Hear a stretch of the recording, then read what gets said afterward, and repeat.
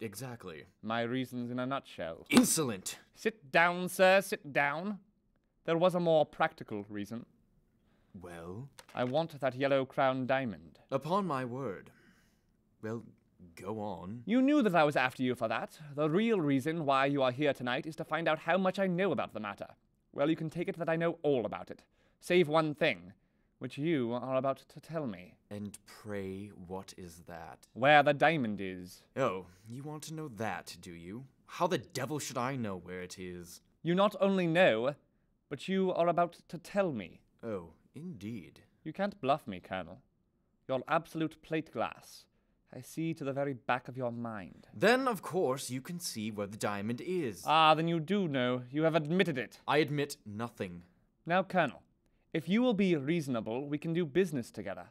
If not, you may get hurt. And you talk about bluff. Do you know what I keep inside this book? No, sir, I do not. You. Me? Yes, sir, you. You're all here. Every action of your vile and dangerous life. Damn you, Holmes. Don't go too far. Some interesting details, Colonel. The real facts as to the death of Miss Minnie Warrender of Laburnum Grove. All here, Colonel. Devil. And the story of young Arbuthnot, who was found drowned in the Regent's Canal just before his intended exposure of you for cheating at cards. I never hurt the boy. But he died at a very seasonable time. Do you want some more, Colonel? Plenty of it here. How about the robbery in the train deluxe to the Riviera, February 13th, 1892?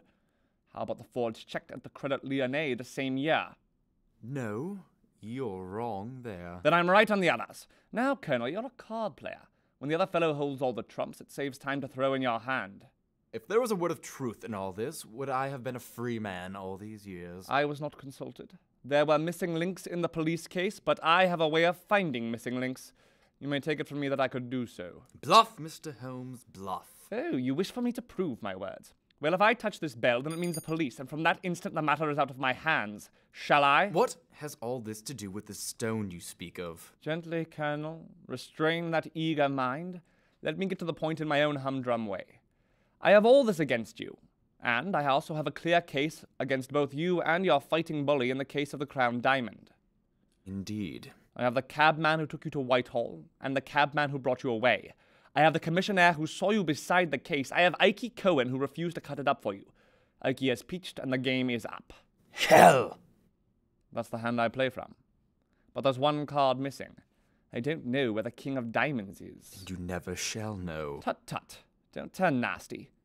Now consider. You're going to be locked up for 20 years. So is Sam Merton.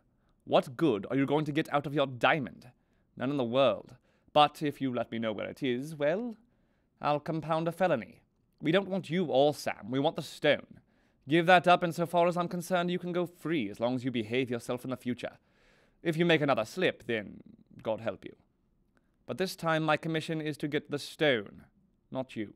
But if I refuse? Then alas, it must be you, not the stone.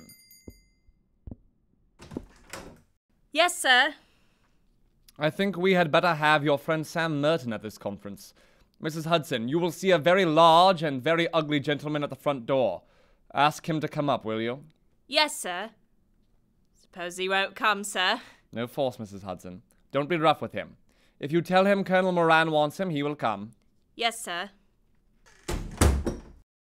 What's the meaning of this, then? My friend Watson was with me just now. I told him I had a shark and a gudgeon in my net. Now I'm drawing up the net, and up they come together. You won't die in your bed, Holmes. Do you know, I have often had the same idea. For that matter, your own finish is more likely to be perpendicular than horizontal. But these anticipations are morbid. Let us give ourselves up to the unrestrained enjoyment of the present. No good fingering your revolver, my friend, for you know perfectly well you dare not use it. Nasty, noisy things, revolvers. Better stick to air guns, Colonel Moran. Ah, I think I hear the fairy footsteps of your estimable partner. Mr. Sam Merton. Good day, Mr. Merton. Rather damp in the street, is it not? What's the game? What's up? If I may put it in a nutshell, Mr. Merton, I should say it is all up. You may leave now, Mrs. Hudson. Is this girl trying to be funny or what? I'm not in a funny mood myself. You'll feel even less humorous as the evening advances. I think I can promise you that. Now look here, Colonel. I'm a busy man and I can't waste time. I'm going into the bedroom. Pray make yourselves entirely at home in my absence. You can explain to your friend how the matter lies. I shall try over the barcarolle on my violin.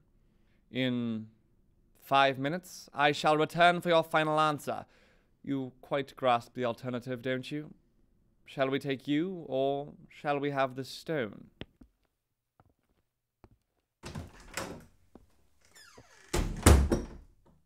What's that? He knows about the stone? Yes, he knows a dash sight too much about it. I'm not sure that he doesn't know all about it. Good lord. Ike Cohen has split. He has he? I'll do him down a thick one for that. But that won't help us. We've got to make up our minds what to do. Ultimo.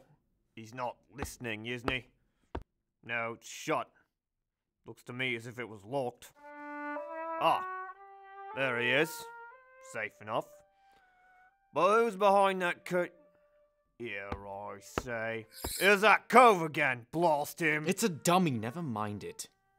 A fake, is it? Well, strike me. Madame Tussauds ain't in it. What? Oh, what? Can't see any. Bollocks! Get gone! off me. The light! What happened? Damn it, get off! I said darken you. Well, dash my buttons. Look here, Governor. This is starting to get on my nerves. Is it unsweetened gin or what? It is some childish hanky-panky of this fellow Holmes, a spring or an alarm or something. Look here, there's no time to lose. He could lag us for the diamond. The hell he can! But he'll let us slip if we only tell him where the stone is. What? Give up the swag. Give up 100,000. It's one or the other. No way out. You've got the brains, Governor. Surely you can think of a way out of it. Wait a bit. I've fooled better men than he. Here's the stone in my secret pocket. It can be out of England tonight and cut into 4 pieces in Amsterdam before Saturday. He knows nothing of Van Setter. I thought Van Setter was to wait till next week. Yes, he was, but now he must get the next boat. One or other of us must slip round with the stone to the Excelsior and tell him. But the false bottom ain't in the hat box yet. Well, he must take it as it is and chance it. There's not a moment to lose. As to Holmes, we can fool him easily enough. You see, he won't arrest us if he thinks he can get the stone. We'll put him on the wrong track about it, and before he finds it's the wrong track, the stone will be in Amsterdam and we out of the country. That's prime. You go off and tell Van Setter to get a move on him. I'll see this sucker and fill him with a bogus confession. The stone's in Liverpool. That's what I'll tell him. By the time he finds out it isn't, there won't be much of it left, and we'll be on the blue water. Here is the crown diamond. I thank you. Curse you, Holmes! To hell with him. No violence, gentlemen. No violence, I beg you. It must be very clear to you that your position is an impossible one. The police are waiting below. You devil, how did you get behind that curtain? We knew it was your dummy not a moment ago. The device is obvious but effective. Lights out for the moment and the rest is common sense. It gave me a chance of listening to your racy conversation, which would have been painfully constrained by the knowledge of my presence. No, Colonel, no. I'm covering you with a 450 Derringer from the pocket of my dressing gown. Mr. Holmes, the police are here. Send them up, Mrs. Hudson. Well, you've got us. Damn you. Fair cop. But I say, what about that bloomin' fiddle? Ah, yes, these modern gramophones. Wonderful invention. Wonderful. This radio show was produced and edited on the campus of Northern Michigan University by Pierce Huxtable. What? Oh, what? Can't see any. Bollocks! Get Go off on, me. the light! What happened? Damn it, get off. I said darken you. The lights went out in Georgia. Do you want us to do that again?